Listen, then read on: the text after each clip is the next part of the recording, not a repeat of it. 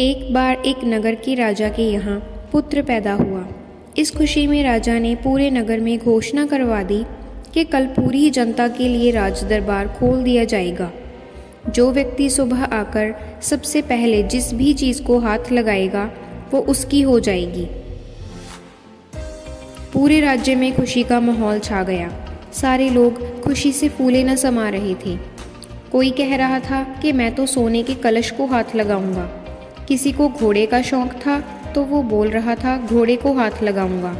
इस तरह सारे लोग रात भर यही सोचते रहे कि सुबह वो किस चीज़ को सबसे पहले हाथ लगाएंगे। सुबह जैसे ही दरबार खुला, सारे लोगों का राजा ने राज दरबार में स्वागत किया। जैसे ही सबको अंदर आने का आमंत्रण दिया, सभी लोग राजमहल में रखी कीमती चीज़ों पर झपट पड़े। सबके मन में डर था कि कोई दूसरा पहले आकर उसकी पसंदीदा चीज़ को हाथ न लगा दे। कुछ ही देर में दरबार का माहौल बड़ा अजीब हो गया। सारे लोग इधर उधर दौड़ रहे थे। राजा अपने सिंहासन पर बैठा था, सब कुछ देख रहा था और राजा को बड़ा ही आनंद आ रहा था। अचानक एक छोटा सा बच्चा भीड़ से निकल कर आया और राजा की ओर आने लगा।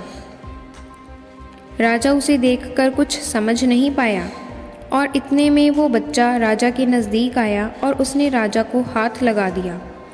अब राजा उसका हो चुका था, तो इस तरह राजा की हर चीज़ उसकी हो गई।